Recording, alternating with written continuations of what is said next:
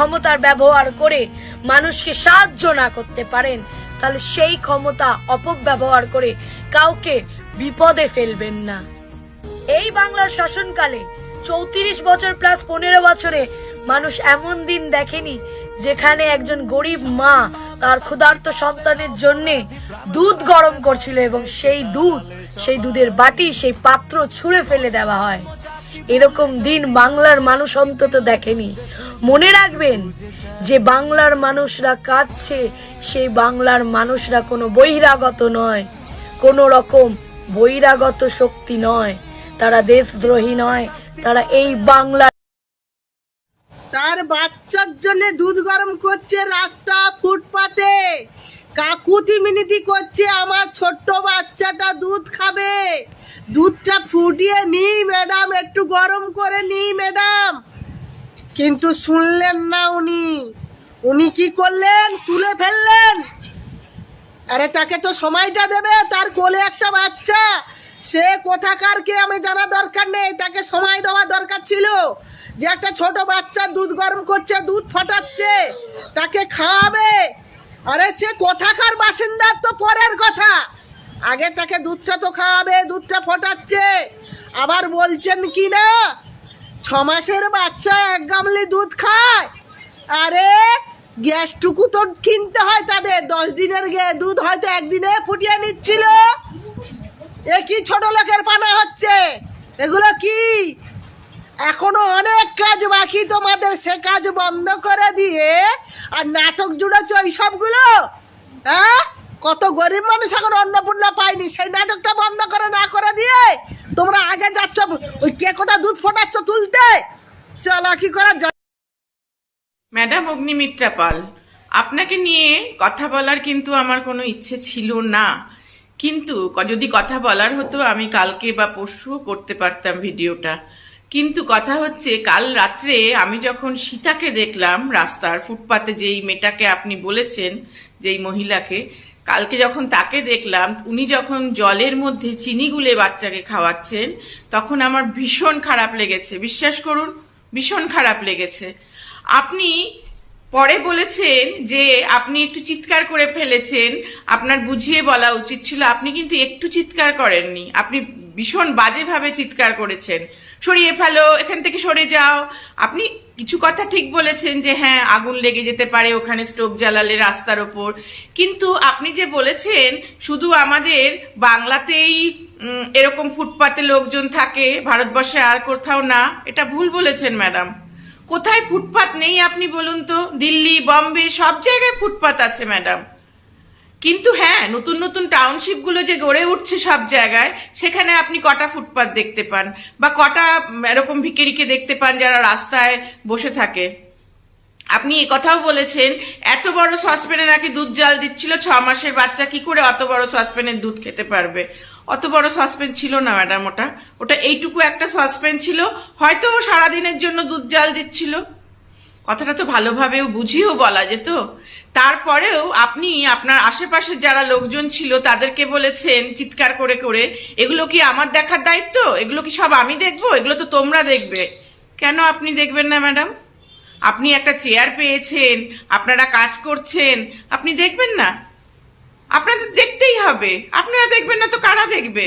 আর আপনাদের ভরসাতেই তো আজকে পশ্চিমবঙ্গবাসী আছে।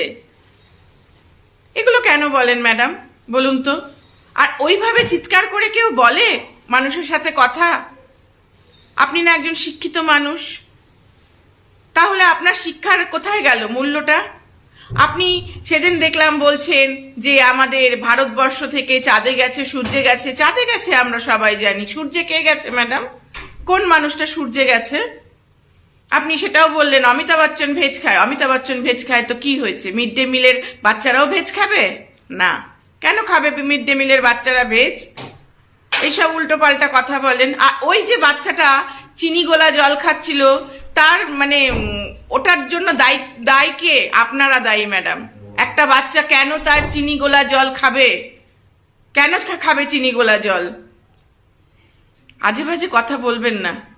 আপনাদের হাতে এখন সরকার, আপনাদের হাতে, আপনারা ভালোভাবে কাজ করুন, এটাই আমরা সবাই চেয়েছিলাম। আমিও চেয়েছিলাম যে পরিবর্তন আসুক, আমরা প্রত্যেকে চেয়েছিলাম ম্যাডাম পরিবর্তন আসুক। তা বলে এরকম ঝগড়াঝাটি করে ভুরু কুচকে চিৎকার চেঁচামেচি করে পরিবর্তন আমরা চাইনি। কিন্তু আপনি সেদিন আপনি বললেন আমরা শিল্প আনতে পারছি না, শুধুমাত্র আমাদের তৃণমূল আর সিপিএম বাধা দিচ্ছে। কেন তৃণমূল সিপিএম বাধা দেবে? আপনাদের হাতে এখন সবকিছু পাওয়ার, আপনারা চাইলে আনতেই পারেন, কেন আনতে পারবেন না? এগুলো কোনো যুক্তি কথা হয় না ম্যাডাম। আর ওইভাবে আপনি কখনো একটা বাচ্চাকে, শিশুকে ওইভাবে কখনো বলতে পারেন না। ছুঁড়ে ছুঁড়ে ফেলে দিচ্ছেন, এই করছেন সেই করছেন, কেন করছিলেন এগুলো? খুব খারাপ, খুব খারাপ। আমার অত্যন্ত প্রিয় কবি শ্রীজাত আপনাকে নিয়ে একটি কবিতা লিখেছে, আমি একটু পড়ে শোনাই আপনাকে। তিনি লিখেছেন, 4টে কাপড় 3টে থালা, সংসার নয় সরঞ্জাম, 10-এর মধ্যে পেটের জ্বালা, রোজ জোটে না দুধের দাম। এটা কিন্তু জানা উচিত আপনার। লাস্টে লিখেছিলেন, ফুটপাতে মানচিত্র আঁকি, ভারত আমার মায়ের নাম, এখন অনেক হিসেব বাকি, কে মেটাবে দুধের দাম। খুব সত্যি কথা। আপনি আর একটা কথা বলেছেন যে এরা কেন হোমে চলে যায় না। হোমে তো আপনারা মানলাম যে কিছু হোম আছে যেখানে বিনা পয়সায় থাকা যায়, কিন্তু তাদের খাওয়া খরচা, তাদের ওষুধ বিশুদ্ধের খরচা, তাদের জামা কাপড়ের খরচা সব সরকার দেবে। তো যদি দেয় তাহলে কিন্তু সেই রায়টা বার করুন, রায় বার করে সেগুলো জনসমক্ষে বলুন, তাহলেই লোকে বিশ্বাস করবে। আপনি অনেক উল্টোপাল্টা কথা বলেছেন ম্যাডাম, আপনার থেকে এইসব ফালতু কথা কিন্তু আমরা আশা করি।